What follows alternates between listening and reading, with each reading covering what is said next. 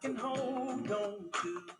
I got a savior, hey, that I can run to. I'm no longer distracted. All right. We're on.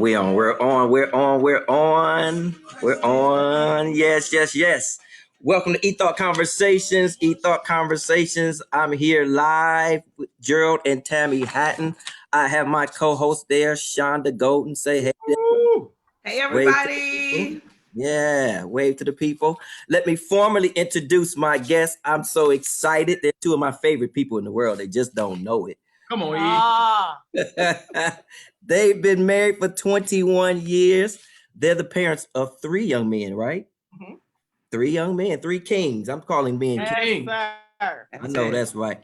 They're the pastors of Breathe ATL. They got the dopest logo. I love that. I might have to give me a hat. I just love the logo. Come on. Yes. So come on here. They're friends of mine. They're marriage role models. They're authentic. They're transparent. And I want you to welcome to eThought Conversations, Gerald and Tammi. Hadn't give them some thumbs up. Give them some thumbs up. Show them some love. Yeah. I want you to share. I want you to start a watch party because it's going to be absolutely great. We're not going to be long. We're going to be about 45 minutes because he want to go watch Fred Hammond. And I can wait now that you told me it was on. I didn't know it was happening. I'll go back and watch it now. It's going to be absolutely great. They blessed the entire world. It was so much needed. Bishop Jason prayer. And me, I've been low all day. Wow. They absolutely lifted me. That's dope. Yeah, it was dope. It was all the way dope. Unity, brotherhood at its finest. But I got you here today. And I got to say this first. One of my best Gerald and Haddon skits. Oh, my God. As a comedian. Is when you did Pity Pat. You remember that? Yeah. Please send me that so I can post it on my page. Oh my I gotta God. find it. It's probably on my Facebook somewhere. Yeah, I don't want to scroll. That's like 3 years ago. It's longer than that. 3 years. It may be 4 years ago. Easy. Absolutely. No, longer than that. That thing about 5 years ago. Still getting on my nerves. I think about that and I go into hysterics. But great. Start a watch party, share it. Shonda, we're here. We're getting ready to get started because I don't want to waste their time. I want to get straight to it. Last week we did relationships. We had an absolute phenomenal panel. We had a great time. So first of all, I want you to start with y'all. Just tell me your love story. How did it begin? You want the truth or you want her side? Wow. I want the truth. I want your side, her side, then the truth somewhere in the middle. Well, let me give you the truth. Okay. Oh, go ahead. I'll stop you when you lie. Stop me when I'm lying. So the year was 1986. Oh my God. Was when I met him. Uh-huh. I was in the 10th grade. Pay attention to this. Do the math. I was in the 10th grade. She was in 12th. Okay. So that made her 2 years older than me. Okay. Right. So she ain't a cougar, but you know, black women are panthers. So she was a panther. Black Panthers. She's a black panther. Tammi, you know, and Ollie, I had met Ollie in the 10th grade. And he was in the 12th. So I met Ollie and Tammi was with Ollie all the time.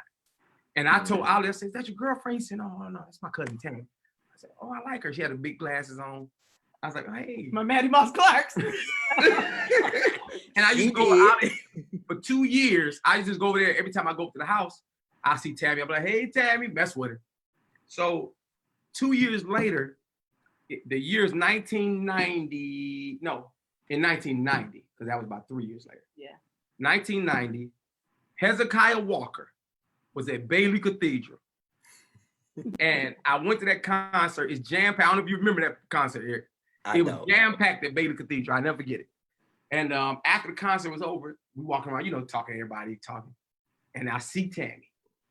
And she was with somebody, and I ain't gonna say who, because you know who it is. Must be a guy. It must have been a guy. It was definitely a guy. Standing there next to each other. And they was together. I guess I don't know if they were together or not, you know. Mm-hmm. I walked up to Tammi and I did just like this. Oh my God. I said, hey, Tammi.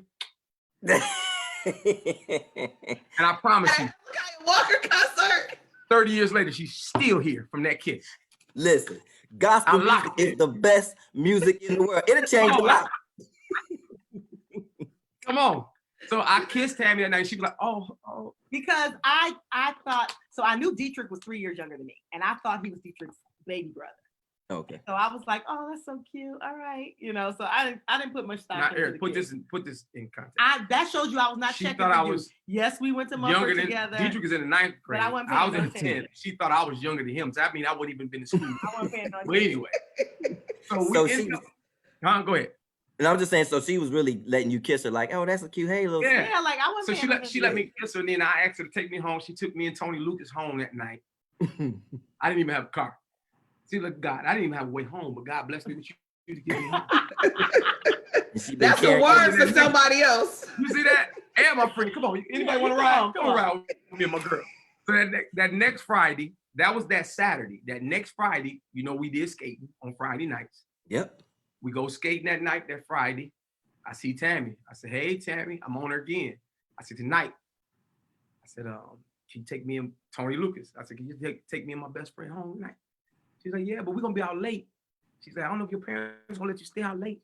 I said, I thought he was like 5. I said, no, don't worry about that. She said, we're going to Ramshorn. And we're going to, I said, oh, Denny's. I said, oh, don't worry about that. Come on, we riding. So we rode with her and her friend Paula. We rode with them to Denny's. Then we went to Ramshorn. Then we went to my house. She took me home about 4 o'clock in the morning. She stayed until about 8 in the morning. She stayed until about 8 in the morning. She sat there in my family room with me till 8 in the morning. Sorry, one of the kids just called. You know, she's a mother first. She's absolutely a mother. So she stayed till about 8 in the morning. And I told her that night, or that morning, I said, Tammy, if anybody asks from today on, you with me. You my girl. That's exactly what I told her. I said, you my girl. And she said, okay.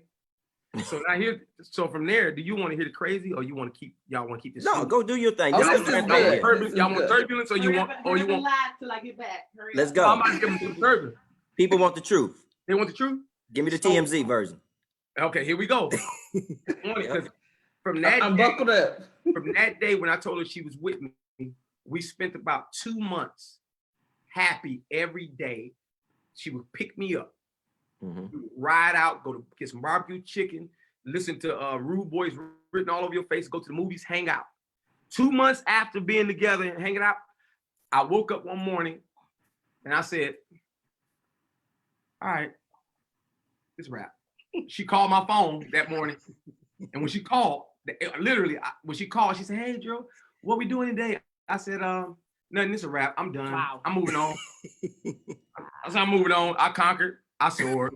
Wow. I didn't say that, but that's what I was thinking. I ain't gonna lie to you. That's what I was thinking. Like, I got her. I'm moving on. I did it. Right. 2 months, we kicked it. Let's go on. I'm 18. Was this your first relationship, Gerald? You never had a girlfriend before this? Yeah. Absolutely had a girlfriend, but I'm 18. I'm a church kid. I'm a semi coming up, about to start being a musician. I'm a preacher's kid. He's a hoe. That's what it is. Just make it plain. I'm just saying. Just speaking English. I'm calling it what it is. I'm trying to find myself. But all we could do was girls. We couldn't do nothing else. Come on now. That's all we did. So I'm ready to move on and see who else is out there. I'm not ready to be locked down and married at 18. So that kind of messed her up because she was. Let's be clear. God favored you because I was never like that before. Like if I could be hurt, but you wouldn't know I was hurt. But for some reason, I fell in love with Gerald and God knew he needed me. When did you fall in love with me? Go ahead and tell me. When I took you home one of those nights. That Friday night. Not the first night. When? The second night. So people want to. He hooked it, Tammy. Sean, you see that? Single people want to know, when did you all know it was real love and decide to get married? How did that happen? Because people. Okay. Well, let me start by saying this. You never know. You're never going to know real love or real friendship or real anything if it don't go through turbulence. True that. So let's start there. So let me take you through some turbulence. I'm gonna give you 1 or 2 things happen. Me and Tammy used to fuss, argue, fight, like literally for 9 years. Like what they doing out here in these streets. It got crazy. We had a baby. I was 20, so he was 22 when we had ours. Yeah. 2 years later, we had a baby out of wedlock. That's so churchy, right? Baby out of wedlock. Oh, just had a baby. But that's what it was at the time. Only church people say that. Only church people. I had a baby out of wedlock, and I never forget my mom sitting on the edge of my bed at 3, 4 o'clock in the morning. Oh my God. Tell me Tammy ain't pregnant. And I'm like, church is going, oh my God. It was all about the church and what people was going to say. And we're PAW and we're this. And he's a bishop in the church and she's a prophet. But that one act of sin gave me a blessing that we didn't, you know. You better go ahead. You like that? Preacher. You like that? Okay, go ahead. That one act of sin. See, what we do is we harp on that sins, like, and never, God forgave me. Yeah, it got me stuck. And I'm somewhere doing this. So now for the next couple of years, I'm going, oh my God, the church is going, oh, what people going to say? Oh, so I started acting a fool and saying, they ain't mine. No, don't tell me you might people will go. Turbulence. Took her through that. Oh man. All of it. Oh, we argue. We fussing. She comes, she finding me. I'm looking for her. We going through it for years. But this is what I want. But I knew right off the bat, God told me maybe 2 weeks in that Gerald was my husband, but then he told me to leave him alone. And I could not reconcile that. I did not understand. I'm like, yo, God, how you gonna say this? And then you gonna say that. But then after, because we dated for 9 years, after we got married. Wait. Let's tell how we got married. Okay. And then let's talk about what happened after. Okay. So 9 years of dating back and forth. She dating people, I'm dating people. We back together, we off again. We arguing, we ain't arguing, we happy. We had 1 year in 98, maybe half of 98 up until we got married May 3rd, where it was just me and her. I moved in with her. Eric, I moved into them apartments over there. Franklin Park at the time. Franklin Park Towers. Tammi had an apartment. I moved out of my friend's house. We had all our friends. We had a house together, and I moved out, and I moved in with Tammi. And then how about some church people saw me moving in and told that I was moving in, right? Why they house smell like weed and stuff coming out. That don't stop nothing. Oh, so we telling on each other? You ain't gonna bear the check. And Eric, there was another preacher's kid too. I said, oh, this is what we're doing. We're telling each other. I got it. But anyway, I moved in with Tammi. We lived together for what, 3-4 months? Yep. 3-4 months we lived together. And now, is that after the baby or before the baby? Oh, the baby. He had a baby. He about 7 now. Yeah, he's 7. Okay. He got a job. By this time, he is 2nd grade. Right. Okay. You been at parent teaching conference, everything. He had Austin in 92. We had him in 92. We got married in 99. Okay. Yeah. So in 98, coming up to 99, we were in a happy place. I said, you know what, just me and her. Oh, I didn't tell y'all this. Turbulence. I started dating another girl. If I dated Tammi for 9 years, I dated this other girl for 7 of the 9 years. Did you know Tammi? Listen, Tammi did some knocking on the door. I told you it was turbulence. No, don't act like I came you had something to do and I didn't have time to play. So I knocked on her window. I said, come out. Now she didn't come out. She wasn't crazy. She stayed in the house. First of all, I was like, what Tammi doing here? So imagine going through dealing with Tammi and being with Tammi for 9 years, then having this other girl. And don't get me wrong, I had other girlfriends, but these two they was pulling on me. Oh my God. You know. So I decided I was done with the other girl, and I'm like, you know what? It's me and Tammi. I know I can't say to God say it's you and you know. I just knew, like, for the long haul, she's been dealing with me, knowing what I've been doing, knowing I'm kicking my other girl. I even told her. She never lied to me. I honestly told Tammi, I said, Tammi, one day I went to Tammy's house crying because I found out she was kicking it with somebody I knew. That's how you get them, Tammi. Oh, listen, I said, you ain't supposed to be. But I gotta be careful what I say on here because I'm supposed to be like in this nigga. But look, Right. this nigga right here. He came to my house crying No, about me talking to some dude, and then he gonna say, like, now, yes, I got a friend. I got a friend, but I love you. I was like, this guy. I'm just not ready yet. Hold on, but you can't be doing.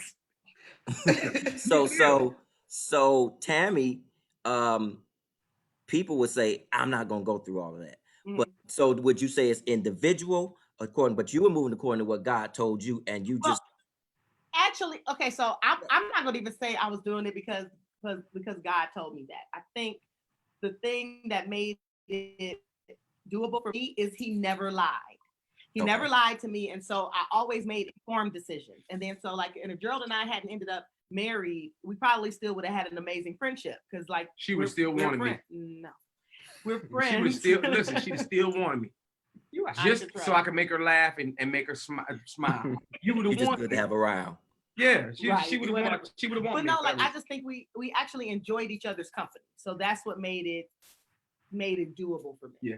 So throughout that time, you didn't feel like you were in a monogamous relationship with him. Y'all just had been together and been around, so y'all just were cool. We had monogamous moments. Like I always I tease and say, well, God said you were my husband, but he never said you were my last boyfriend. So I dated, he dated, and then we would like clash because actually, looking back at it, it was all good until one of us seemed like we were getting too attached to somebody else.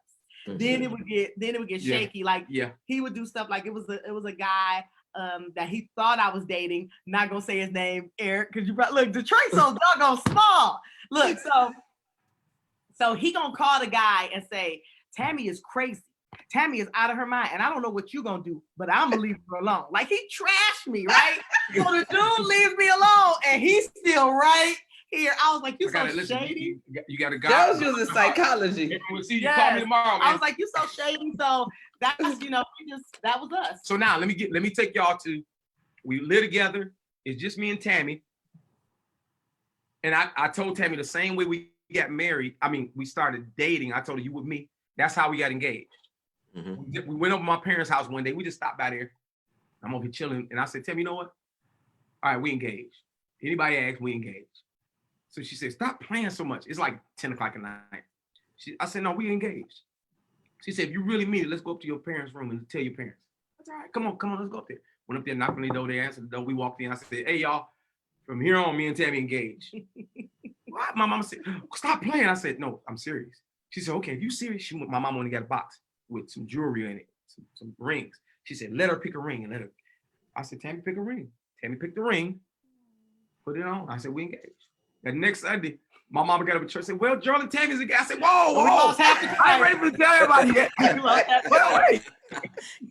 You know your mama wasn't like, playing with you. Right. So now we're engaged, and we didn't stay engaged long. We only stayed engaged about 3 weeks. Yeah. We start planning, talking about wedding dresses. When we gonna do this all? And then one day, because I had already had how about this? My dad. Okay, you know how some women go through this thing where they believe in God for a husband and then they go buy a gown? Mm-hmm. Yes. If you ever in one of those services, run. Or if you got a single friend that said run, don't even buy into that. Like my daddy bought me a $9,000 wedding dress and we got married in the courthouse. I ended up giving the dress away. And let me tell you how we got to, she just told me, but we got up one morning, the day before we got married May 3rd, 1999. That Sunday night, because I remember like it was yesterday, we came home from church. We hanging out. Now, mind you, we're not having sex. We living together, but we're not having sex. We decided we're gonna try to do right now. Wait. Is that possible? You know, people watching this, Gerald, don't think it's possible. Say that again, sir. It's not possible for everybody. But we got into a group. But mind you, we had already been down that road, and we had already been arguing, fussing, and all this stuff, and we trying to make it right. So I'm like, all right, let's try to do this the right way. And then we actually were friends, and we actually enjoyed doing other things together. Yeah. Like, so we lived together, but like, for some reason, I don't know why we did it. We took our mattress out of our bedroom and laid it in the living room and like TV. Pallets and like we used to do dumb stuff. So May 2nd, let me go straight to May 2nd, that night, she talked about the gown and talking about what we're going to do, like we got to start preparing. I just said, you know what? And I said it just like this. I said, what am I doing? I'm not getting married. I'm not ready to get married. And ain't nobody forcing me to, no, I'm not getting married. So this is over with. We're not getting married. It's a wrap. And how old are y'all? At the time, 27, 26. I was going on 27. I was 29, you were 27. 26. I was almost 29. Yeah. Yeah, you was going on. So you're at that place where you have to make some life decisions. Absolutely. So she said, you know what? I'm done with it. She told me. But I wasn't even mad. I was like, I'm good. I'm finished. Like this phase of it can end right here. I'm good. Next morning we get up. She asked me what we doing. Like she's cool.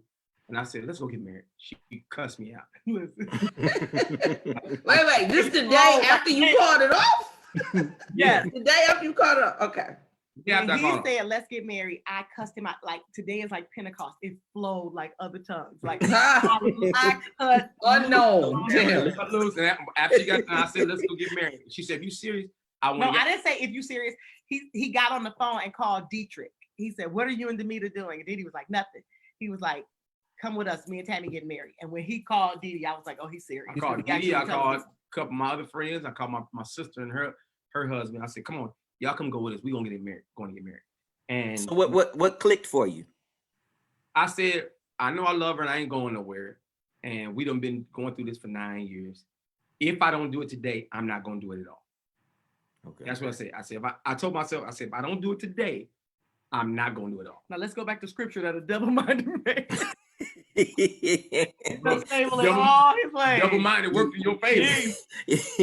but nowadays, people so hard up for the wedding experience. Tammy, did you feel slighted? Did you feel like, but I wanted to have this big wedding? And at first I did, but looking back on it, and after we were married for some time, and then I looked at my reasons, it's like, you're in these relationships, you want everybody to see. Half of the people that you invite to the wedding don't like you. And talk about them like, you know, because they know pretty much all of our business, pretty much. Like, so they're like, oh, they ain't gonna make it. I bet you they ain't gonna make it 6 months. Yeah, you just kind of want to have that moment.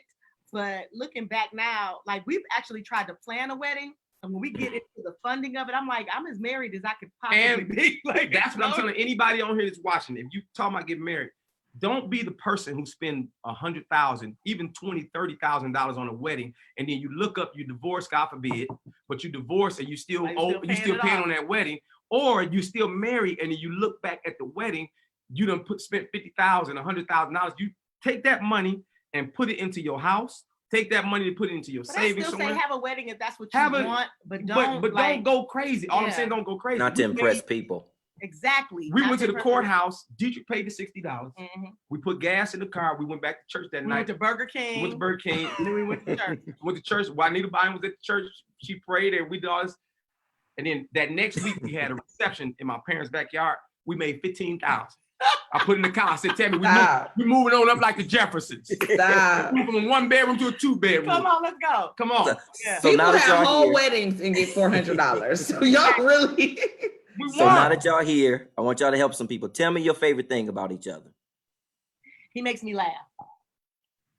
And he's overall good to me. Like Gerald is a good I can talk crazy at times. But that's because Tammy was let's be honest. That's a Haddon thing. Let's be honest. Tammy told me last night, I'm done with you. And I said it just like this. Let me take my glasses off so y'all I promise. I didn't smile. I didn't, because he's been with me 30 years. So he doesn't pay attention to what I say. He pays attention to what I do. Absolutely. Right? So I said he can read me like an open book. So I was very matter, and I'm a high-strung, emotional kind of person. Mm-hmm. So I was calm, and he was talking, and he was like, "So you just gonna walk past me and say nothing?" I was like, "What's there to say?" You know? He was like, "So you ain't got nothing to say?" I said, "Okay, I got something to say." I said, "I'm done." He was like, I was like, I'm done. And he was like, "So you're not gonna sleep in the other room?" He's doing all these things to try to push my button. I said, absolutely not. And then he was like, "So you moving?" I said, "No, I don't have anywhere to go." I said, if you leave me, you leave me. He said, stay here talking about you done. No, this was the best line. He said, "Are you done?" I said, "I'm done." Now, he said, like, "How done?" I said, "You could date somebody tomorrow if you want." She did say that. I swear she said it yesterday. This was last night. This was at like midnight, 1 o'clock in the morning. You said, "We got a show tomorrow. Hold on." No, we had church today plus your show. Right. I'm like, we got to call the people and say, "Listen, well, due to circumstances beyond our control." But you weren't worried. I wasn't worried at all, because I said she ain't going nowhere. Because of the way I talked to her, which is something I'm still learning. Haven't been doing better. Eric, it's a tone the Haddons have. Okay. I'm not saying it in a negative way. It's you've heard Dad talk. It's a trait. Yes. And so the way he talks is just, everything is like, and I'm like, I wasn't brought up with that. No, what happened, I was already in the place, and then she said what she said to me, and I said, "Tammy, stay out of that." I said, "This ain't got." Who you talking to? I said, "This ain't got nothing. This ain't got nothing to do with you." I was looking around for the kids. I said, "Stay over there." Who you talking to? because it didn't have nothing to do with it. And she said, you know what? I'm done with you. I said, I did not. Okay. So when y'all get to that point, obviously y'all have talked about, y'all been through disagreements. So when y'all get to that point, how do you come back together?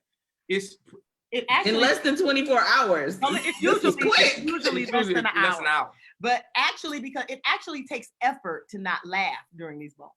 Mm-hmm. So like that, our longest arguments may last 2 hours, but for the most part, we over it. Because first of all, I want to talk to you. Let's go over here. Let's do. So we like do life together. So I can't stay mad at you. Like let's use last night.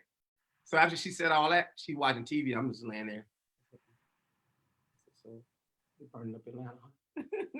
I didn't hear you. Whisper that a little louder. I said, so they burning up Atlanta, huh? And she like, yeah. They done robbed. Right, so I'm telling you everything. So she's telling me everything, and my head like, she back. So then what She's undone. Right. So what I do is I take my feet, put them on hers, put my leg across her, or I do something like this. Mm-hmm. While we laying in the bed, watch TV. If she don't go, get away from me. I'm like, she back. She was melting like Atlanta. All right. She back. But no, we learned maybe 5 or 6 years into the marriage how to fight fair. Like, you know how people always say like, you shouldn't fight. No, you're gonna fight. You just have to learn how to fight fair. Like there are certain things you should never say. Like I wouldn't go too far, but like last night, I didn't even go too far, but I did say something that I knew she went too far. Because he told me, because last week I had got mad at our youngest son. You see that? And I had told him like, you need to go, right? Like you gotta go. She said, she told him last week she done with him, our baby boy. I said, no, you're not. So he gonna say to me, I said, you done with me like right, you done with Blair? No, you said you ain't going nowhere. You said you was done with Blair. Right. But you back with Blair. And I told him, I said, Blair's my blood. She showed it and she didn't blink either. You allowed Haddon. Listen, I said, wow. I said, really? I said, okay. Your flesh of my flesh. Right. So we just learn how to fight fair. And fighting fair is, we tell people all the time, I'm still in it. Go ahead. That you know how when you get married, you wear your tuxedo and you wear the white dress. That's really not what a marriage look like. Really what a marriage look like, it should look like combat boots and camouflage, because we're fighting for our relationship every day. All that white stuff, you can have that all marriage you want is to. dirty, marriage gritty, is dirty, business, gritty, yeah. And we've been working at it for 21 years. And I could say out of 19 of the 19 and a half, maybe, of the 21 has been amazing. Take a year and a half, almost 2 years of that and spread it out through 19 years. Yeah. Mm-hmm. And that's how, it been rocky. Yeah. But like we said, we've worked for it, and we went through our ups, we went through our downs, and we staying up, like we got this, like we gonna keep going. Cause I don't want to be, and see, let me be really transparent. Clarence Haddon is not my biological father. Mm-hmm. He raised me from the age of 4, because they've been married 44 years. I'll be 48. So 4. Okay. And Dietrich, a year younger than me, my mother was married to my biological father, who was abusive, and he was a hoe. Mm-hmm. If I can use that language on your show. Mm-hmm. Well, too late. You already did. But Tammi used it earlier, so we gotta call it like it is. But I tell this to try to help people, because what you need to know is you need to know your family. You can be as saved as you want to. You can be as church as you want to. You actually need to know your history of your family. So my biological father, I say this, and I'm not to discredit him, but the truth is he was a hoe. He had, and the way I can say that is I got brothers and sisters my age. Okay. You know what I'm saying? I got 4 other brothers and sisters my age. Mm-hmm. So while he was married to my mother, he had other kids. Okay. Now, that's him. But then you come on my mother's side of the family. My grandfather, my mother's father, had 8 children with my grandmother. But then he had a whole other family on the army base. And my mother got 2 or 3 brothers and sisters outside her 8. Like we got one Uncle George. Hey! We got 2 Uncle Georges. We got one we call Uncle George, and the other one, like, that's the other Uncle George. I ain't gonna say either. But my east point side, west side. Yeah, east side and west side, Uncle George. But and my thing is, so my grandfather had a trait. You follow? Yep. So when you know, and it didn't click until later on in life, I said, wait a minute. They like women over here? he like women over here. So Gerald, you have to be smart and know your triggers. Your triggers is women. Yes. Think about it. 9 years, I'm going back and forth. Maybe she ain't the one. Maybe did I make a mistake? Which I went through that in our marriage too. When our first year, I was like, did I just mess up? What did I do? And that was in our first year was turbulence because I got in the enemy told me I messed up. The enemy said, why'd you do that? And then also the enemy told me, you remember what she did to you 4 years ago? Remember she was with so-and-so, or she did this, or you know, all that started going through my head and said, what did I just do? And I played off of it. I let it start feeding me. And so for almost a year, I would get up and just leave the house. I'd be gone. So it wasn't until years later, after praying, after going through things, my mom and them saying she saw a spirit on me. She literally told me, she said, I was touching her one day. We stopped by her house. I was touching her, mom, I got thing not touched. Mom, she started screaming and crying. Ah! I said, what's wrong with you? She said, it's a demon on it. And she started like, she said, I see it. She's like, if you go back there, you're gonna die. Now, mind you, she don't know none of our business. She don't know me and Tammy being over there fussing, arguing, I've been leaving, going back and forth. She said, if you go back, you're gonna die. I said, get it off me. So after going through all that and then making this conscious decision of saying, like, you know, what am I doing? I married her. Okay, are you gonna be that guy? Are you gonna be your daddy? Are you gonna do Tammy like your daddy did you? Or are you gonna stick here and do it like Clarence Haddon did? Yeah. Are you gonna do it that way, or are you gonna go back that way? So I had to make a conscious decision and say, all right. I even went and talked to Dad. I said, Dad, fix me up. I need help. Tell me how you been doing this. Like, help me. You know. And then he talked. I said, man, thank you. You know. So my thing is, it's been a warfare of knowing your triggers, what your triggers is. So if your triggers is a girl with a big booty, you need to stay away from girls with big booty. No, real talk. If your triggers is R&B music, you don't need to be listening to R&B music. If your is light-skinned girls with long hair, or so-and-so, or dark-skinned girls with whatever your and then you gotta be honest about what it is. Yeah. You know, like, and become friends too. But I think as Christians, sometimes as believers, we try to act like we are supernatural, and we are not. You put yourself in the wrong position, you're gonna tear yourself up. I don't care who you are. Absolutely. You know, it's just it's what it is. And so I think, like Tammy's, one of her triggers is conversation. She loves I like to talk. She loves good conversation. Now you think that Gerald's a talker. Gerald does small talk, surface talk. I like to dig. I can talk about the same thing. You want to talk, I want this. You like intimate conversation. Yeah, intellectual conversation. She wants intellectual, and so she thrives off intellectual conversation. So when she wants to talk about CNN and you know they do so, I'm like, huh? They just tell me what they're burning up. Yeah. Right. They burn up clinics. Oh man! I want to move on. I told him a conversation with him sometimes is like a sneeze that won't. But here's the thing. Okay.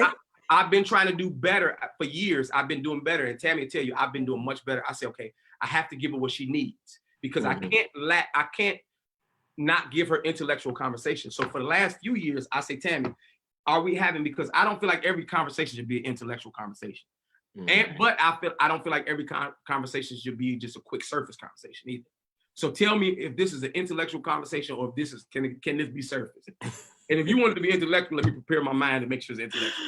But if I want to make a joke or whatever, tell me if I can or I can't. You know. And I think we're alike in that aspect. I'm straight to the point. Now, I love intellectual conversations, but my question would be, so there are deficits in your relationship because he can't be everything to you and you can't be everything to him. So you talk about those things, if I'm correct, and is it okay to find some of that outside the marriage as long as in the borders and parameters of our conversation? Well, I think that falls in line with your triggers as well, because you're absolutely right. I'm not everything. Like, if he put his perfect woman, I may be 50% of if he could build a perfect woman, and vice versa. So, but like a little bit more. But like for me, since conversation and that kind of thing is my thing. That's my love language, right? Yep. So for me to find that outside of the marriage, especially if there's a male friend, conversation also becomes intimate. Conversation is probably one of the most intimate exchanges you can have. You know what I'm saying? And so for me, it would be dangerous. And that's why I always pull on him, because I'm like, because if it's somebody I enjoy talking to, I'll talk all the time. And then I'll reference like, hey, so-and-so said, and that could so-and-so, why we keep talking about so-and-so? Yeah, so that could be a big much. Now, but I make sure, but here's my thing. It's only two types of people in the world. And I don't know if y'all ever just sat and thought about it. But I was thinking about it one day when you say, are all my friends supposed to be male? Because think about it. It's only two types of people in the world, male and female, period. Out of billions of people, it's a male and a female. A girl and a boy. Right. So all my friends are supposed to be male. All her friends are supposed to be female. No, I don't think so. But my thing is, we have to make sure we have to have healthy boundaries. And then I say this, you can have all the healthy boundaries you want. Whoever you're friends with have to respect your marriage. Absolutely. As much as you do. Absolutely. Because I'll tell you, I don't believe a person can be your friend that's only your friend because they can't be anything else. But if they had a chance to be something else, they would slide into that position. You get what I'm saying? Like you have to be friends with somebody that's like, no, I'm your brother. I'm your friend for real. And to the point where if you talk sideways, be like, yo, who are you talking to? Who do you think you're talking to? That kind of thing. Other than that, if it's anybody where you say something sideways and they like, that's a potential if they problem. hit you with the, y'all went together, I would have. Oh, wait a minute. That's the friend you cut off. That's something I had to learn, because in life we didn't have that, right? Had that person, and if you don't check it, if they giving you that, you like, oh yeah, if I wasn't, I would have gave you a chance too. So you have to learn to trust her intuition, her instinct. Sometimes it's off. It could be, but so let me preference for you. Me personally, since we authentic on the show, one of my regrets is that I didn't trust it, because it might have been not exactly like that, but I should have known it was coming from a good place. Right. You know, she wasn't trying to hurt me. Right. If it was wrong, it was coming from a good place. I learned that later on in life. That's what I'm saying. G, do you trust that now? Like, does it raise your antenna and you give it some thought? Because when we were young, we like, girl, that's just so and so. No, but no, I raised antenna then. One thing I have, Eric, well, Pastor E. Man, we is a good judge of character. You done already said ho, so come on, man. Tammi said ho. Why you gonna go for on that? I normally say 304. Now that's your age. That's beepers. Remember how beepers, you turn them around. Right. Right. I have a good judge of character, and I tell Tammi tell you, I say, that person right there, I don't know. I think he like you. But I will say I think they trying to get us. Or I think and 98% of the time I'm on. But those of us that have a good judge of character usually only have it concerning the other person. No, that's true. You can't see what's happening. And so like I tell wives all the time, because like we toss that word around about being a helpmeet. We toss that word around all the time. But if you really study it, that means that she was a watchdog. She was a soldier. She stood at the gate. Come on. So it's like I see stuff before you see it coming.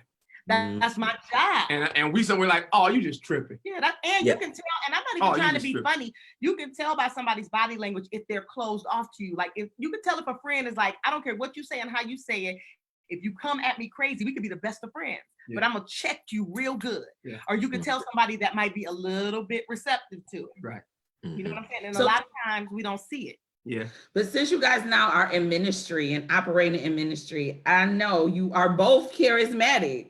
How did that change? Like now you join the ministry, you both very charismatic. So now you have to communicate individually with different people in the ministry. How did that change? And how did you balance that? Well, we haven't run into a problem yet, as of yet. Yeah. But it's not lost on me that the potential is there. You know what I'm saying? Because I feel like whether it's people in position or people in power or people that are charismatic, people are drawn to it. And even outside of that, there are people that want to disrupt and prove that something is not as good as you say it.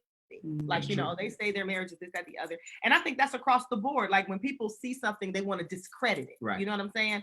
And so it's not lost on me that the potential is there, but we haven't dealt with it yet. And if we continue to be as open and honest with each other as we have been in the past, I think we'll be able to get through that. So far, so good. Yeah, but the struggle will come.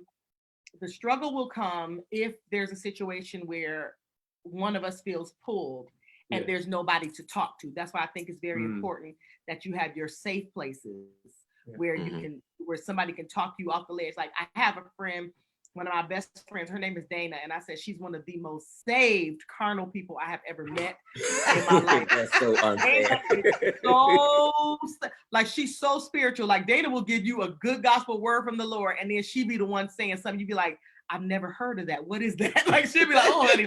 I'm like, so she's the one that I can talk to about anything. And she'll also be the one to be like, oh no, that'll end bad. Like God is not in that. Can you see the chaos in that? You know, like that kind of thing. So I got my person. I still got my person, but I lost one when I lost LaShawn. He was like I tell people all the time, he was my left, Nissan Stewart was my right, Tammi my center. I could call him and I can go off about Tammi. I could give it to him. I ain't talking about just like, she's so much. And they be like, man, listen, I got the same thing going over here at home. Like, but we got to hold on. You know, you had your way of, you had to have that place to vent. And I lost, I'm mono right now because I don't have, I'm not stereo no more because I lost LaShawn, but I still have Nissan. And, you know, I have a few other people that I talk to and deal with, you know, and speak to, but I just lost that out of him because I could give him, he was the friend I could give it all to. Like I literally like, here, I'm putting in your lap, and he knows what to do with it. You know what to do with it. So, you know, and I'm working for Nissan because he's not good in that area. I mean that, and just to speak to that relationship, man, I never met LaShawn, but the relationship that you all displayed via social media is just one of those persons that you loved from a distance. Absolutely. That you never met, man. So, you know, we all offer our sympathy and empathy in that situation because this is like, man, I was like, I want to know him. I'm just mad I didn't meet him at some point. Yeah. Oh man, listen, Eric, you would have loved him. But who he was on social media is really who he was. Like that was one of the amazing things about Sean. What would he have called Eric if he'd met Eric?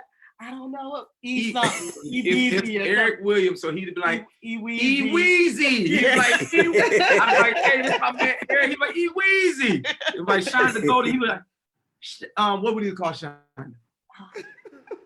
Shondelin. It'd have been Shondelin. Because we put Lynn on there, everybody. We ran into this homeless guy one day, and he called me Gerald because he wanted some money. We got him to sing. He was like, and Sean was like, Gerald, come here. And the guy said, come here, Geraldine. And he just called you Geraldine. And from that point on, we put Lynn on everybody named Tammi Lynn. So he's like, Shondelin. That's funny. A question came up and said, when do you encourage believers to have the sex conversation when dating? As soon as possible. Right away. Especially if you're not a virgin. Well, not in marriage, but I guess they said in the dating process. Right. If you're not a virgin. Well, I'm slow. I'm sorry. I'm saying, like, if you're not a virgin, so you know what it is, and know, like, you probably need to have that conversation, especially if you're trying to not have sex. You need to see if you're on the same page. You need to make sure that if you are on the same page of not wanting to have sex, that you're willing to hold each other accountable. Absolutely. You know, so I believe, you know, if that conversation needs to be had as soon as possible. Yeah, we need to find out where each other is. Because you may be saying, no, I ain't trying to. They may be saying, she may be like, just not yet. She's like, yeah, right. No, just joking. Listen. But no, we believe you can have it right away. Yeah. Have the conversation. Okay, have the conversation. Have the conversation. Not have it. Don't be a hoe. You have to learn how to swim first before you jump in. Know who your daddy is. Right, exactly. You hear me? Go. What is it? Ancestry.com. Why you playing? Let me see your tree. Oh, let me see your tree. Like, listen. Because Tammy's mother used to say about me all the time. She said, "Oh, the baby gonna be so ugly." My mama did not say that. No, your mama did. Grandmama. But she was just playing. She said, "Oh, your kids gonna be ugly." I said, "Let me tell you something. She said they can have little bitty legs and little body size." But it's true. She didn't lie. That Blair run right here with these legs like That's funny. Men are fixers. So you trying to get him to listen to you more. How did that process go when we just want to, like, he direct to the point? What is it, Tammi? Let me just fix it. And you like, I don't need you to fix it. I need you to listen. How you develop that? You know what? I want to say this is the first thing that maybe we haven't had to deal with because Gerald is not the fixer in the relationship. I am. Okay. I'm the fixer and he likes it that way. So. Actually, it's one of my it's sexy to me. Okay. It's sexy that Tammi can fix a situation. Like literally, I'm somewhere panicking, like, okay, how, and she fix it. And I'm somewhere like, it's yeah. So y'all let each other function best in their role. I think that's very absolutely. okay. Yeah, we're not intimidated by, like, he keeps telling me, like, so when you gonna make me Stedman? He's like, I'll be a great Stedman. Listen, like, I have no problem with you. I live in the back house. I'll move to the back house. I'll come up and check on you if you want me to. I ain't got no problem with you making all the money. Make all the money. Take all that responsibility. Listen, take it all. Right. You can have it. You can have it. I have a How question. long should you date before you have the? I'm sorry, Sean. Do you want to say? How long should I just had a question since he talked about the whole Stedman and living in the back house. I was just thinking, you guys have a lot of things on your plate that you do: ministry, family, your own careers. Do you ever take time for yourself? Do you feel after 21 years, I'm single, I'm divorced, just like Pastor E. So those of us looking to come. I'm telling you, you didn't say it, so I'm like, let people know. People might not know Pastor E. So anyway, as people look toward getting into a new relationship, or look toward relationships, they want to do it right. Do couples take time for themselves? Do you have some of your own habits, hobbies alone? Tell us about that. I am a professional bubble bath taker. Absolutely. I am a pro. Every day. Every single day. To the point I start rolling with he rolls his eyes. Like, I'm about to go take a bath. Like, so it's like, mine is like, it's like a whole thing. It's like bath bombs, bath salts, candles, oil diffusers, like all music, like ambiance, the whole thing. And then his thing is his studio. Yeah. That's where he's at. That's where he's in his element. But also mine is the Jeep. Like I just told you the other day, it's funny you asked this question. The other day I told Tammi, I said, okay, I need maybe 24, 48 hours where I can get in my Jeep. I don't want to turn the music on, because being married and being in a relationship, you have to consider the other person. Mm-hmm. I told her I need 48 hours where I don't have to consider nobody. Right. I want to not have to consider nobody. If I want to ride with the doors off and don't turn the radio on and just ride. And I thought about going. I told her, I said, I'm thinking about going back to Tampa and stay with Calvin for 2 days, because I got a close friend in Tampa. But then I asked him, I said, "Oh, you going alone?" He said, "No, I want you to come." I said, "I want you to come." I said, "I want you to come, but I don't want you to talk." Oh, you don't count. And what I mean by no, I'm saying, like, if you gonna let me have my time, and I told her, I said, if I say, like, for the next hour, let's just not talk. Because see, what happens with men is, and you can help me and tell me if I'm wrong, but when we get in our bills, like, we got the bills. Tomorrow's the 1st. I gotta pay this. I gotta pay this. I gotta pay this. I gotta do this. Okay, where's this money? I got that money. No, I ain't got that. Oh, they owe me some money. Like, my mind. And then you got your kids coming in and say, "Hey, can I have?" Or she said, "Oh, they about to do so and so." Or, "Oh, we gotta pay these in taxes." Oh, so all this stuff goes boom, and I'm like, okay, if I don't sit and focus and say, okay, what I got to do? Because some of it is already going to take care of it. Like the person who has $1 million in the bank and only have $50,000 worth of debt, that ain't no pressure on them. Mm-hmm. But the person who have $1 million worth of debt and only got $5,000, and you like, I got income by tomorrow. They bankrupt. So now, and I go, I say, Tammi, and I have ADHD really bad. Bad. Like to the point when I'm packing my clothes, I ask Tammi not to turn the TV on, or can she like go in there and don't talk. I try to pack my clothes while she's out doing something else, so I can just look at my stuff and make sure I don't leave nothing. Somebody crazy. Like it's really bad. So if I'm in the mode, I say, she know now, babe, I really need to focus on this message, because if I don't, if you ask me questions or y'all playing music, it like pull me. I'm like doing like this. So I have to find my place and get that time to answer your question, Shonda. All right, I got some questions, so I gotta keep it moving. We in now. You got us in this thing now. Okay. All right, I don't want to lose you. The comments coming in, they love you. Yeah. How long should they date before they get married? What you say? I think it's different for everybody. It's different. We have some. Or talk marriage is the question. How long before you talk marriage? Well, it's on y'all.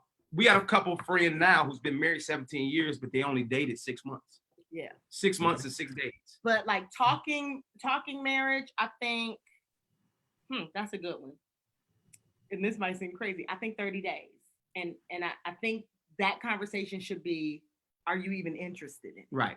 Don't just be your like, intention. Declare your intention. Yeah, like, are you interested in getting married? Like, so are you interested in having a family? And actually, the way I wouldn't even ask that, I would just ask, what's your interest when it comes but to that's talking marriage. Yeah. So I would say, because it's easier on us if you don't go, because women, y'all are basically, y'all been raised pretty much to like play with the Barbies and think marriage. Men, we like on some, we out here, that's what the scriptures say. I don't know about love. By telling us to love you all. Oh, husbands, love your wives. As Christ loved the church. Right. It didn't have to tell us to love They didn't have to tell y'all. Y'all love us automatically. But we sow in our roll oaks. So, so we have to be, so if a woman, I just take out to eat, because it has happened to me before, start talking about, I want to get married with you. I'm like, oh, no, this is it for her. Once I get into the house, like, okay, young lady, we see you. God bless you. It's good to see you, daughter. The daughter of Zion, you blessed. And I'm moving on. Sis, start calling her sis. Yes, sis. Good to see you, sis. Like, move on, because it's too fast. So I agree with Tammi. Like 30 days, maybe 6. It depends on how the relationship is going. How you feeling? Like feeling about it. And you need to be clear. It's a vibe. You need to be honest.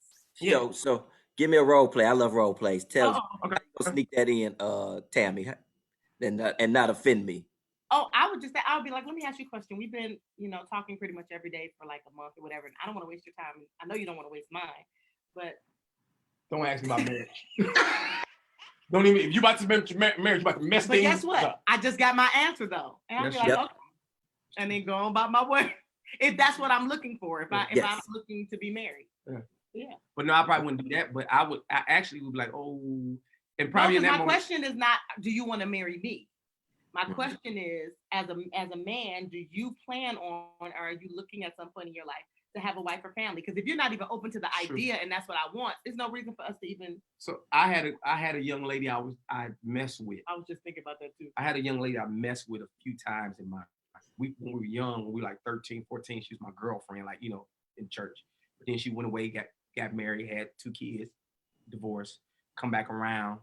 So, ended up kicking with her.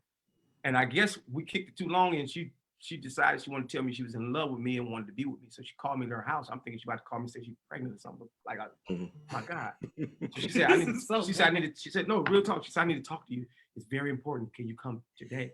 I'm like, oh man, please don't tell me she's about to be pregnant.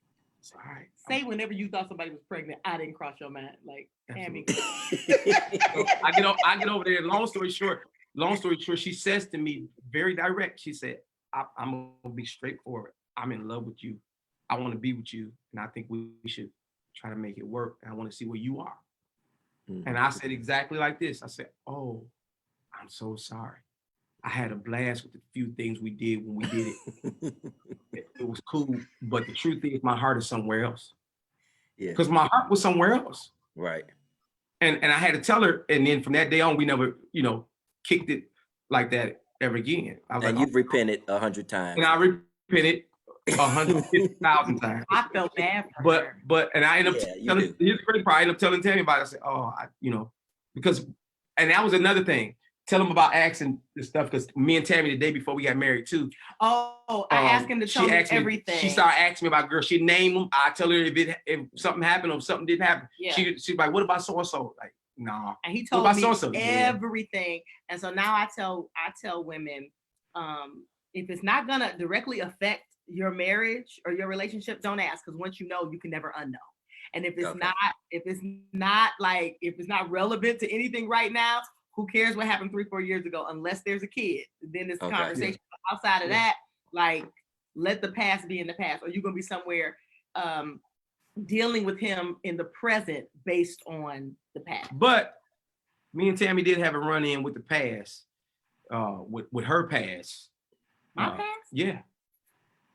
We went to a play, and we sitting on the front row, and Tammy's an introvert, but I know Tammi. I've been with her too long. And so we sitting there watching, after it was over, some of my friends was in the play, we waiting, and Tammi go in her introvert. No, I said, I'm gonna go. She said she went in her introvert phase, but then she went over it, past it. She went way over there and said, I said, what are you doing? said, come back. She said, oh, no. I said, Tammi, something ain't right. And then this one guy, every time he would come around, she would like get distant. Because I had just never talked to you about, I never thought I would see him. He wasn't from Detroit. Look, I never thought I didn't know we go running him. So I said, Tammi, let's have it. Let's talk 100. You ever mess with somebody in this play? She said, what? What? I said, Tammi. I said, come on, man, tell me the truth. I said, because everything you just did in this, you got in this hallway. Tell the truth. No, because she wouldn't just come out and be like, yeah, woo, woo, woo. No, she made me work for the information. And I'm like, Tammi, I know you. We dated for 9 years. We've been married now for about 11. Come on, man. Like, you tripping the way you just acted in this hallway. And we were friends. The friends who was in the play came out like, yo, well, we out there. And she was very like, I said, Tammi, something ain't right. Then eventually, after 45 minutes riding home, and finally, she's like, I just tell you. Okay. Then she went into it. I said, now you weren't gonna tell me this. And we sitting there. Relationship can handle that. I mean, I think that's important. It can handle, every relationship can. Every relationship can. But the thing is, I didn't know him. Yeah. I didn't know him at all. But the thing was, what she did drew attention to, to like, yo, something ain't right. And then eventually she told me, and I said, so you just ain't gonna tell me about that. Well, it wasn't that I was trying to keep him from you. I didn't feel like talking to him. We almost 20 years out. I was good. I didn't have no conversation. Well, you should have told me. You all so right? You still in your feelings? I could have covered you. Oh God. Tammi, hug him. These questions out Give the way. him a hug. Don't think about it. No, not right now. Tammi, hug me tonight. And he's so little. You see how little he done got? It's all right. I'm not doing that with you. I ain't. You love it. That's my guy. Fix me tonight, Tammi. I'm broke. Oh my God. I got to get these questions out. Okay. Artist, which song describes your relationship or reminds you of one another, or what's your love song? It's on our album. It's called Broken Pieces. That's us. That's us in a nutshell. Yeah. But a Broken song. Pieces.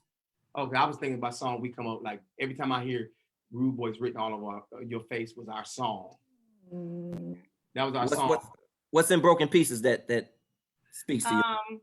Broken Pieces, literally, it just talks about the things I did to him, things he did to me, and how we had gotten to a point where it was just done. Like we were done, and that was the place that God found us in our most broken state. And put our broken pieces put back everything together. back together again. Yeah. Premarital counseling. What's your take on premarital counseling? Somebody Absolutely. Premarital and marriage. During marriage, all of this. You're supposed to be having counseling right now in your happy place. You should be having counseling. Yeah. And I tell people all the time, don't just go to no preacher. And I'm a pastor now, so I can say this. I do not have a degree on the wall to help counsel people. All I can do is give you my opinion and then give you what the Bible says about spiritual guidance, the spiritual wisdom. But you need to go to somebody who's biased, walk you through this stuff. Non-biased. Yeah. Because what I found out is if y'all go to the same church, right? Put it like this: counseling from my parents wouldn't work for us. And I'm gonna be totally honest because they're my parents. I would have always been, and she would have always been like, she a problem. But the dope thing about Clarence Haddon was, and still is, he said, Gerald, you know you're crazy. He said it just like that. He said, Gerald, you know you're crazy. He said, you've been taking Tammi through the ringer for the longest. Marry that girl. That's what he told me. But they didn't like me at first. But my dad also told me when we had Austin, he said, you never marry a girl because she's pregnant. Right. He said, because you'll find yourself just with her because you're pregnant. And when the baby get old enough, then y'all have nothing to talk about or deal with. Yeah. He said, and then the baby will know, even will see that there's a problem. Like, I'm only here because of him or her, And he told me, that was one of the first things he told me. But we navigated the whole in-law relationship. But that's a whole nother beast. Keeping family out of your relationship. Because what happens with family can break your relationship and they be right at home laid up while y'all somewhere arguing, fussing, and slamming doors. But even in that, because a lot of people ask us that question about in-laws, but even in that, I think for me, as I matured, I recognize that you can keep family in their place and you don't have to dishonor or disrespect. They can still be welcome. You can still deal with them because at the end of the day, he doesn't want me to resent him because he mishandles my family. I don't want him to resent me if I mishandle his. And I've always recognized that even when they didn't know how to love me yet, they loved him. Right. And I didn't want to play him against it. You know what I'm saying? But I think that comes from maturity. I think that comes from maturity. And so we got that thing now. We got it. So if my mama called me right now and said, Charlie, I need $2. Hold on, where's Tammi? Hey, Tammi, it's okay if you know, like they got it now. Yeah. Like, you know what I mean? You got it. It took us years to get to that place. Because I ain't gonna lie to you, for the first 4 or 5 years, I can let a family member call me and pull me to do something, and we lost a child. If he was here now, Justin would be 18. He would be 18 years old. Mm-hmm. We lost him, and I was torn between family and Tammi. And what that means, because Dietrich is an artist, and I was playing for Dietrich at the time, and I was torn between going to play with Dietrich at Bobby Jones in Vegas. Tammi is due to have a baby maybe in 2-3 weeks. Yeah, I was full term. And she passed out before we left. She went to the mall to get something to wear to go to Vegas. We were going to Vegas the next day. Long story short, she passed out. I said, I'm not going. Everybody started calling. We need Gerald. You have to go. Let her stay home with her. She'll be all right when you come back. Tammi ended up coming on the trip. She said, you know what? I'm just going to go. Because I went through the phase of, Tammi, why you just won't stay home with your mom and them? I'm going to run to Vegas. We're going to do the show. I'm going to come right back. She's like, just forget it. I'll just go. So she ended up going. Bottom line is, we got there. We did the show. We got home 3-4 days later. We miscarried. Well, full term. We had him. He ended up dying.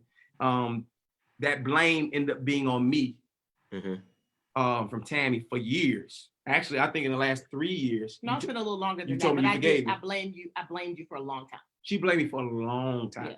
I'm talking, we come to Detroit and ride past that cemetery, she's boo-hooing. And I tell her now, I said, I'm sorry.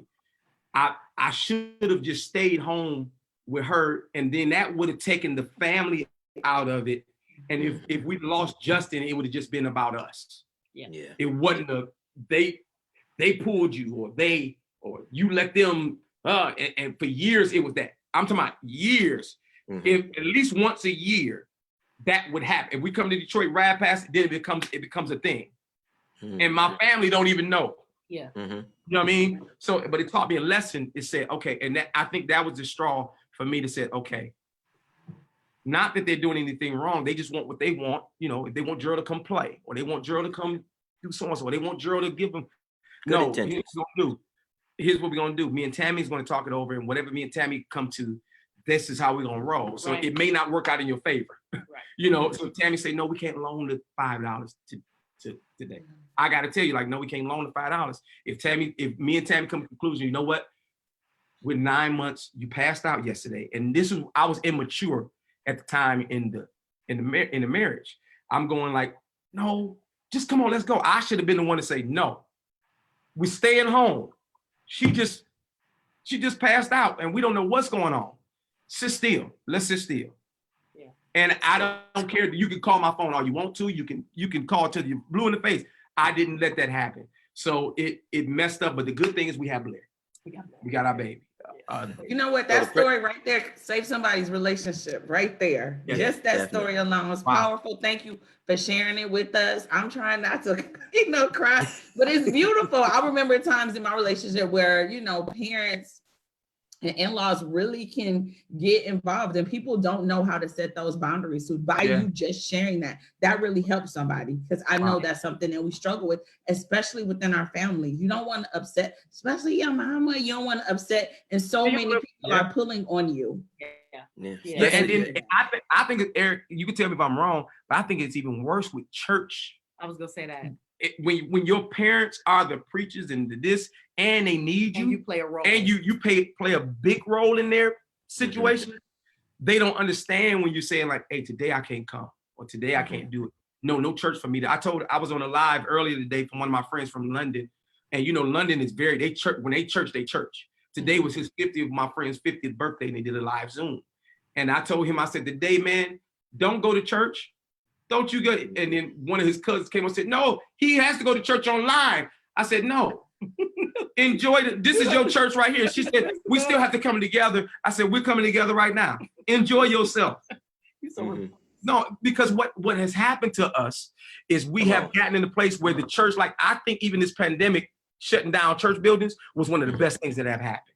because it's making us go outside of the four walls and think, how do I compel people to come now?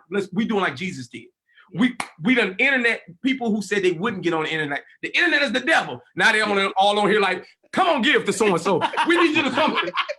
Oh, evangelizing. Come on, because at the end of the day, the method has to change. The message is the same, but the method have to change. We don't have to go to the building all the time. If I wake up saying, God, I love you. Thank you for waking me up, God. You're the best thing ever happened. I thank you for just letting me be in a relationship with you. What we doing today, Jesus? We're going to the park. Yeah. Let's go to the park. That's See, what happens is, and then Eric and I'm done because I can harp on this one. This is one that we'll do that on the next. We have to do it. We have to do a whole other live on this one. But church, what happened with church is we need you all to come, because if you don't come, you don't give. If you're not set up for it. This is the way we get it. So that I need you to know, don't go to the park. God ain't in the park today. No, God is in the park because that's where I'm going. He's in the park. He's everywhere, right? Anyway, I'm done. Oh my God. I'm done. I don't know about that. We got about 5 minutes because I think this thing gonna cut off because I didn't set it for that long because we weren't supposed to be. But people want to know, what about when one of you are more spiritual than the other? Can you talk about being equally yoked or being on the same spiritual plane? I hope y'all want to hear what we have to say about it. because sometimes I'm more spiritual and sometimes she's not, and sometimes she is and I'm not. To be honest, I don't know why couples tend to think like we're going to stand before God together. We're not. His spiritual walk is his spiritual walk. My spiritual walk is my spiritual walk. I can definitely live for God, all I know, in front of him, and he can do the same. But as far as being unequally yoked, somebody asked us this the other day, and it says, how can two walk together except they agree? And I said, sometimes your agreeing is agreeing to disagree, because you're not going to agree on everything. And so when you start looking at unequally yoked, so what you're talking about, ox plowing the fields, right? So if one was smaller, if one was skinnier, or if one was shorter, that meant that the other one had to pull the weight. And so it was imbalanced. But as long as whatever field you're plowing, you agree with there, you're fine. Like for instance, we're pastoring a church. So if our ideas about spirituality or what the Bible says, or even the truth of the word, if we feel differently about that, then we would have a problem trying to plow this field. But as long as we're on the same page here, we ain't got to like the same music. We ain't got to like the same. Which we don't like the same shows. Exactly. Tammi don't watch nothing. Well, but maybe 2 shows out of your 10. But even talking, we don't agree. Even talking spiritually, you are responsible for your own walk with Christ. If within the confines of the marriage, if your spouse is treating you well, if your spouse is loving you and taking care of you and taking care of your children, and you happy, and he not beating you and he not cussing you out, but he's good to you, then guess what? You have an amazing man. It says the unbelieving husband is sanctified by the wife. So you shine your light. You never know what's going to happen. But my point is that with what he's being called to do as a husband, he's doing that job. Now, spiritually, that's between him and God. Because you can have a husband that go to the church you go to, believe like you believe, and still on his way to hell, or you can be on your way to hell. So Tammi grew up Church of God in Christ. I grew up apostolic. And y'all know we wasn't supposed to hang out together. We was Jesus only. Listen, you weren't supposed to do that. So here you go. But that's the dope thing again by Clarence Haddon. But I remember the first time I went inside an apostolic church, it's when I want to say Greater Grace. I want to say it was 4th Sundays. It used to be Youth Sunday or something. And y'all had something like 4:00 in the afternoon, like a weird time youth service. And so Stan would have me come sing. And so I went over there, and I remember, because we were told growing up that PAW, like that y'all used to chant, like Jesus, Jesus, like, oh, that's so. I remember I went to church and I sat there by myself and I was like, they just like us. Like they say, like, and it really blew my mind, because I had been raised to believe that you all were a cult until I had some friends that were PAW, and I was like, I'm going to church with y'all, and it was all good, you know. And that's why I said, Dad used to let me go. I used to go to the Craig Memorial, which they were spiritualists. They had candles. He let me hang out with them all. He said, "Do you know what you believe?" He said, "You know why we believe what we believe? You know why are we Pentecostal? Why are we apostolic? Because we believe the teachers of the disciples who taught about Jesus." That's what he taught, you know. So he said, if you remember that, you can go anywhere you want to go. Just remember your foundation. I said, okay, cool. Let me go. So again, y'all been absolutely phenomenal. We have to do this again because I knew we wouldn't have enough time. Right. Again, leave us with some final thoughts, and then tell us what y'all got going on, and then I want y'all to do a prayer for couples, relationships, things of that nature, because we definitely spousal abuse is up, domestic violence up. Absolutely. Yeah. And so, well, let's answer this too. How do y'all keep it fresh? And then y'all can go and close out however y'all want. I got a thing called the art of the turnoff that I've been working on for the last couple of years. It's so bad. He knows exactly how to turn me off. So I'll say something like, Tammi, so can I stick my spoon in your pot? Oh, the sweet. Tammi, come back in the camera. We can't see. I said, repeat that. Hold on. People need to hear that. Repeat that. I said, I was like, Tammi, tonight you're gonna let me stick my spoon in your pot. And she was like, oh my God, that's so tight. I'll be like, Tammi, can I stick my hot dog in your bun? And she'd be like, oh my God, you so turned off. But I do this on purpose. I do random stuff. I do random just stuff that makes her say, okay, never do that again. Or I keep her on her toes. But I want to say what keeps it all fresh it's a genuine friendship. Absolutely. And so we're constantly doing things or experiencing new things with each other. Or let's try this, let's go here, let's go there. And so it's always, we decided years ago, because we're coming up, our baby boy, he'll be 16 or 17. 16. Next month. Mm-hmm. Okay, so he'll be 16. He about 2 years from being like, basically, if he goes to college or decide he's moving, we'll be empty nesters. Right? Mm-hmm. That means it's just me and her again. So I told Tammi years ago, I said, all right, it's time for us to start getting to know each other. Because we change. Yeah.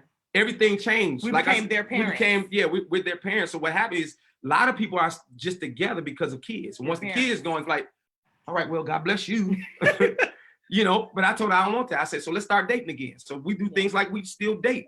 Yeah. Let's date. I told her the other day, I ain't trying to brag, Eric. But okay. I told the other day, I said, let's go in the theater. We have a theater in the basement because y'all need to move to Georgia. And I never sit down there. You get a lot of house full of bit of nothing. But anyway, I told Tammi, I said, let's go to the movies. I just told her it's Friday. I said, let's go to the movies. Let's go to the movie theater and pull up that new movie. So let's go to the movie. She said, you really want to? I said, my point of saying that is that we have to keep it going how we can. I will say too, probably the most valuable advice I can give to any couple is to apologize quickly and to forgive even quicker. Absolutely. Good. I think more marriages have been lost because of, not so much because of the issues, but because of pride or because unforgiveness. Because all unforgiveness says is that I'm entitled to feel the way I feel. And I should be able to feel like I feel. Well, and that may be true, but I can also release it if I choose to, especially if you're trying to do better. I know that's not every case, but I think a lot of marriages, if we would just apologize and just be willing to forgive, then we could do work. People want to do the work without forgiving, and that's why it keeps recycling, keeps coming up. And mine is, you need to learn what your pride level is. And I call it a pride wall, because what happens is, we can't forgive because we have pride, or we have pride that's built up, and then we build up a wall from relationships. I thank God that Tammi didn't take the bricks of everything that ever happened to her and build it up. But I was willing to climb over it if I needed to. Yeah. But I don't believe in stacking up the bricks. Like, for example, Tammi left me today. God forbid. My father, he knocks on wood. So if Tammi left me today, I wouldn't put a brick in there like, there go another relationship. All women are this. No, I'm gonna find love again. I'm not putting a brick there because it may have been something I did that actually messed the relationship up. So I'm gonna give love a try again. So I say to people, give love a try. Don't charge the person you're with what the last person did. True. He or she is totally different. Give them a chance. Don't say, see, all men are dogs. All men are not dogs. No. And I'm gonna say, I'm sorry. All men are sniffers. Jesus. I mean, we look around, we do this, but you ain't a dog. But listen, I want to say this. Dog traits. That dog, we do. It's true. I know we got to go, but I want to say this. I know it's a lot of couples, a lot of people that are still together that'll get with their friends and stuff and say, I just married the wrong person. Okay. Or I should have waited for who God had for me. And, all this, that, the other. And I feel like you can pray, you can believe God, like God can send you somebody and it's still gonna be trouble. And I told him, I said, God handmade Eve for Adam. Absolutely. And she still walked him down a dark alley with no lights. She still cost him his life. Yep. Yeah. And but she was handmade by God for him. And from him, for him, yeah. And there was still this in the relationship. So I don't care how much you pray. I don't care if you prophesy. I don't care if you speak in I don't care what happens. Marriage will have issues. It will have issues. That's why this is one of the only things that God says, you know what? Yeah, the two of you all are together, but I'm going to come into it with you. Yep. Because this is going to have some issues. So I need to make sure I'm in this with you so that when it gets to a place that you can handle it, you got me. And so I just want us to not be, and then I think this generation, even more so than ours, I don't want them to be so quick to say, oh, it's just not the right person. Or it's just like, no, it's life. And people don't agree. And you make yourself mad. You disappoint yourself. I was on a diet and ate some rice. I disappointed myself. So everybody not going, you're going to be disappointed. Yeah. That's all I want to say. Did you want to add anything before we close out? Then we'll let them get the closing words. Did you have anything to add, Shonda? Oh, me? No, I'm sorry. I really enjoyed it. I love you guys. You are the type of people that you just want to go to dinner with and just listen to y'all talk and go back and forth. Y'all so shady to each other, but it's so cute. That's how you keep it spicy. That's how you keep it spicy. And I don't even know if you realize it, but like throughout the conversation, you shake your head together. Y'all say absolutely at the same time. Are you serious? Yes. So 21 years in, you are definitely merged together as one. So You look alike. I'm keeping it spicy. You wish you looked as good. Oh my God. I'm gonna give y'all closing words. Again, thank y'all so much. I know your history. I know where you come from. And again, I've watched your evolution, and I can never be so much more proud of you guys, what y'all doing. I'm just a few years older than y'all. No, you're a lot older than me. No, that ain't true. He was road managing the wine. Actually, didn't you fire me?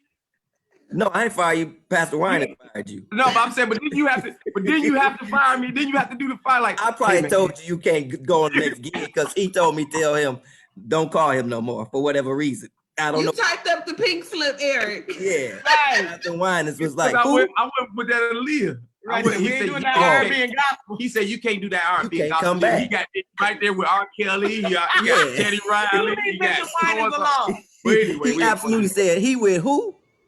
No, we'll let him stay over there. Eric, I remember you called me. I said, Eric, Wine has got a gig. I'm not going. You said, hey man. Yeah, I just gotta tell you, man. I tried. They told me. I said, man, all right. I couldn't mess up my check with Kern and Aaliyah. Right. Kern pulled me over there to the darkness. Wait. But yeah, you guys are just absolute inspiration. Where can they find you? Listen, they got a song that I'm living by in this season called Steady. It's one of their previous projects. And I walked to it today and it just lifted me. So thank you for that. Go to Instagram, go to social media and find that song amongst others. You'll discover them and it'll bless your life. It'll bless your life. And I really just discovered it because when y'all did it for Warren for his anniversary. Oh, really? Got the album, but I slept on it. So when y'all did our social media is powerful. And we argued that day. Anyway, that's a whole nother. Leave us some closing thoughts, some wisdom, whatever you want to say, and then give us a prayer, and then we'll go on out. Marriage will work if you work it. Come on now. And just because a dating relationship is rocky does not mean that that's not who God has for you or that's not the right person. I believe that the enemy recognizes purpose long before we do. And so try to attack you before you can come into covenant. Absolutely. Yeah. So you want to pray? You got something you want to say? You want to pray? You better pray it. I pray like Joel Osteen. She'd have fixed it, huh? I'll be like, Father, we just come. This is your Bible. Right. Okay, so we'll pray. So, Father, in the name of Jesus, God, we thank you for this opportunity to just share and talk about what you've designed for us, marriage. And it's such an amazing thing, God. And we're so thankful for it, God. And right now we're praying for those that are in marriages, maybe that are not so happy and don't know how they're going to work through it or don't see their way through it. God, we ask that you would let a tangible sense of peace rest in their homes tonight. God, let them know that they are not alone, that they are with you, that you are there, that you have them covered, and that everything is going to work out for their good, God. Anyone that may be dealing with an abusive relationship, God, we ask that you would keep them covered, God. We ask that you would keep them protected, and we ask that you would give them the strength and the courage to get out and get to help, God. We ask that you would maybe allow somebody to see what's going on, allow somebody to be able to speak into their lives and let them know, I see it, God showed it to me, and I got you. You can come to me, you can talk to me. And God, for those that are still dating or that want to date or want to be married, God, we ask that you would just give them the guidance and the wisdom to be able to choose wisely, God, because we know that you've given us the freedom of choice, God. And so we ask that you would give us the wisdom to choose wisely. And God, we just pray tonight for all relationships. We pray tonight that you would just cover us, teach us how to love each other, God. Teach us how to respect one another, and teach us how to put you first in our relationships. In Jesus' name we pray. Thank God. Amen. Amen. Beautiful. What's going on? Tell us where they can find you. Instagram, Facebook, MySpace. all of that stuff. Wow. Gerald What Haddon times? or Tammi Haddon. I spell it Tammi. So Gerald Haddon, Tammi Haddon. Or follow Breathe ATL Church. That's our church. Breathe _ATL. And you're on at 6 p.m. on Sundays. We probably about to, we about to go. We about to go up to an early service, man. We got to do 2 or 3 services, man. This mega church is getting out of control, man. You can. God is building us up, man. We love it. You absolutely should. We gotta go to a day service and a night service, man. We're growing. The internet is wide open. The internet is wide open, man. Listen, we all got the same amount of members. Eric, I had 3,000 people come to Easter service, man. Wow. I'm a mega church now, man. God, we gotta get you a jet, Gerald. We gotta get you a jet to fly from the bedroom to the living room. Right. Exactly. All right, I want y'all to give them some love. Give them some thumbs up right now. You that's still here, show Gerald and Tammi Haddon some love. Thank you all so much again. Much success. We will be supporting Breathe ATL, so you can look for our offering in the mail and go get. Listen, that's what we do, because I support those I believe in. Go to Instagram, go to Facebook. The hearts are coming up. People love you. Follow them. They're absolutely inspirational. They are absolutely hilarious, and they will sow good seed into your life. My eThought for the day, this is eThought Conversation, is love is a choice. Love your choice. Choose the one you love and love your choice. That's all. Come on, love y'all. Come on, Pastor. God bless. Be steady out there. Come on. I love y'all. I'll talk to y'all later. All right. Bye.